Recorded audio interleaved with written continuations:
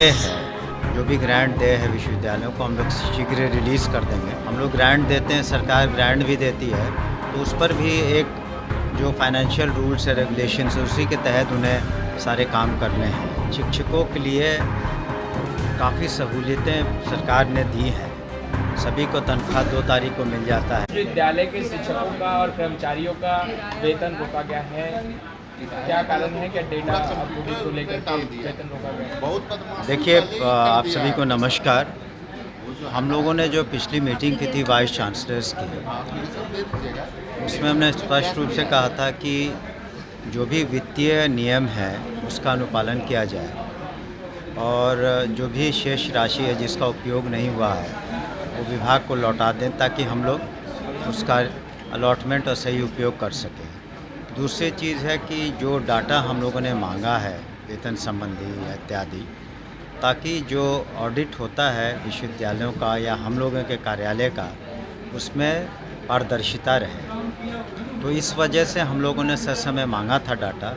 वो हमें लगता है वो लोग जल्दी ही डाटा दे देंगे। हम लोग फिर वो जो भी देय है, जो भी ग्रांट देय है विश्वविद्यालयों को, हम लोग शीघ्र रिलीज़ कर देंगे।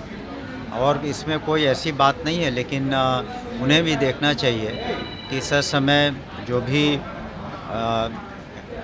फाइनेंस से संबंधित, वित्त से संबंधित, क्योंकि वित्तीय नियम सभी के लिए लागू है।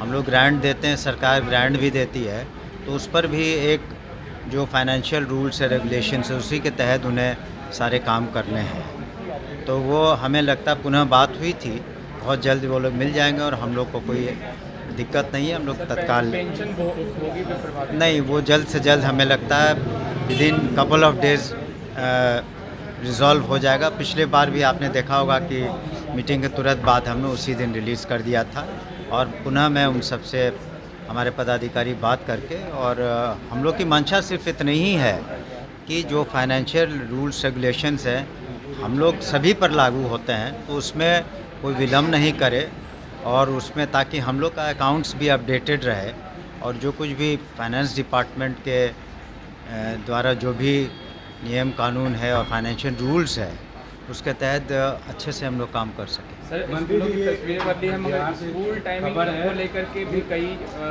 चीज़ें उभर कर देखिए आ रही हैं। वो उस पर कई बार बातें हो चुकी हैं और उसमें जो राइट टू एजुकेशन इत्यादि सबको देख के ही कुछ निर्णय लिए गए हैं। ज़रूरत होगी तो उस पर हम लोग गौर करेंगे। हम लोगों ने अपने पदाधिकारियों से बात किया है, लेकिन एक सर्टेन आवर्स तो पढ़ाई करनी है।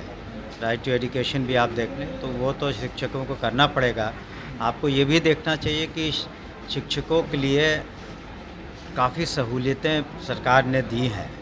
सभी को तनख्वाह 2 तारीख को मिल जाता है और यथासंभव उनकी जो पोस्टिंग्स हम लोग कर रहे हैं, जो नीतियां हम लोग करीब करीब बना चुके हैं कि उनको मानवता के आधार पर और बिल्कुल उदार नीति है, तो सभी कुछ तो हम लोग कर ही रहे हैं। तो उसको भी हम लोग अपना जो उचित है उसमें